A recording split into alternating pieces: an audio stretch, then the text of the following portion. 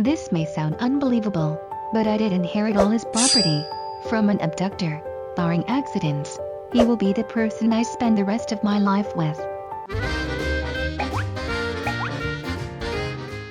My name is Anata. My father is a diplomat, so we had to move every few months. Because I had no fixed address, I didn't have any close friends.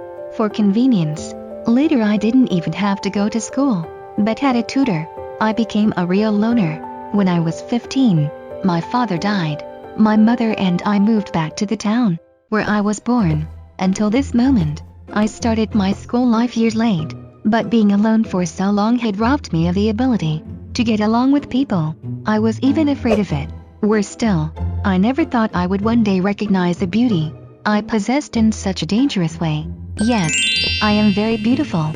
I wanted to keep a low profile during my school days, but against my expectations, this beauty has brought me a lot of attention. They were curious about everything about me, and even marveled at my boring moving life. Just as I was getting fed up with the crowd's questions, a handsome man appeared. His name was Adonis. As his name said, he was like an ancient Greek god coming out of a fresco. Even though I've traveled all over the world, I had never seen such a good-looking man.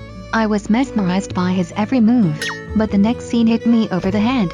A pretty girl suddenly sprang up behind him. They looked quite close. This pretty girl was Delia.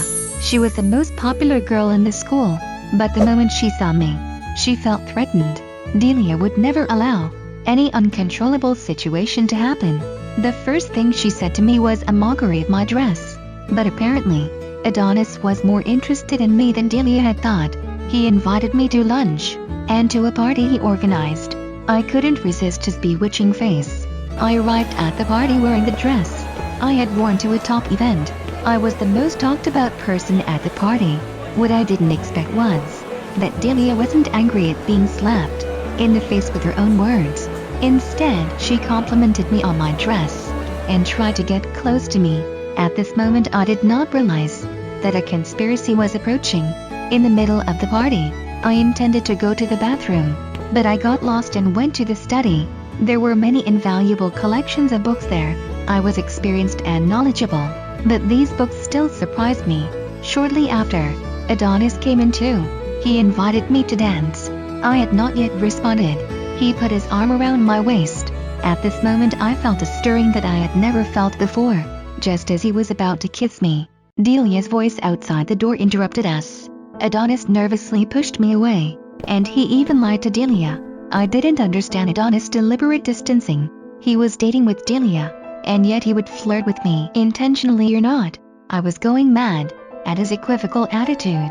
I decided to ask him what he really meant face to face. It so happened that Delia called in sick the next day. While Delia was away, Adonis and I agreed to meet backstage at the theater. As soon as he saw me, he ran over and kissed me without saying a word. At this moment, I felt my blood freeze. My breathing stopped. I thought it must be because my heart beating too fast. However, as it turned out, it was true that too great pleasure would bring about sadness. Delia wasn't sick. She pretended to be on leave just for this moment. She was able to accuse me openly and challenge me. What saddened me the most was that Adonis had deliberately approached me at Delia's behest. I was devastated. It was like going back to the day my father died. My grief and despair was unbearable. The rest of the day was quiet, like the dawn before the storm, until a group of black-clad men grabbed me. When I was about to take my final exams, I tried to escape, but failed. Like a bunch of competent abductors, they called my mother demanding money. But in the meantime, they didn't hurt me. They just threatened my mother to make us move out of the town. I had no idea how long it had been when I heard a siren approaching. The abductors were all gone in a flash, leaving the only one who hadn't said a word until now. I realized that he was Adonis, and that the person behind my abduction was obviously Delia. Her aim was to keep me out of the final exams, because I was getting better grades than her. I was a coward, and just wanted to keep my head down before. But Delia's behavior made me furious, and I decided to get back at her. At this point, Adonis was still apologizing to me, telling me that Delia's father had threatened his whole family. He had no choice but to do that. It wasn't until I told him how valuable his family's precious book collection was, that it dawned on him. I decided to help him sell those books. To fight against Delia, he suddenly kissed me and confessed to me he decided to put all the money from the sale in my name, because he trusted me. Soon, Delia will pay the price for what she did to me and to Adonis.